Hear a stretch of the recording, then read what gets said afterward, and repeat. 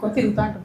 అట్లా straight fight చేయాలి, లేదు మోసపూరితమైన ఫైట్ చేస్తారు. కాబట్టి నేను ఒకటే అంటున్నా, ఒక పక్క రామన్న సోషల్ మీడియా ట్విట్టర్ ఇడిచిపెట్టి గ్రౌండ్లకు రావాలి, వస్తే బాగుంటుంది ప్రజలకు.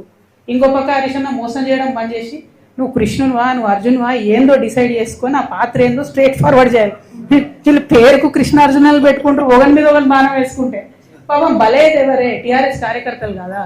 ఇప్పుడు నిన్న నిజంగా చెప్తున్నా, నేను వచ్చి మెదక్ జిల్లాలో ఉన్నా అంటే జూబ్లీస్ ఎన్నికల తర్వాత కొన్ని వేల మంది బీఆర్ఎస్ కార్యకర్తలు, కొన్ని వేల మంది నేను చెప్తున్నా, అక్క మీతో ఉంటాం, మీతో వస్తాం, వీళ్ళు నమ్ముకుంటూ ఉండలేదు. నేను కూడా చెప్తున్నా, తమ్ముళ్ళు మీరు వీళ్ళిద్దరు నమ్ముకుంటే వాళ్ళు ఒకరినొకరు బాణాలు వేసుకుంటే సరిపోతుంది.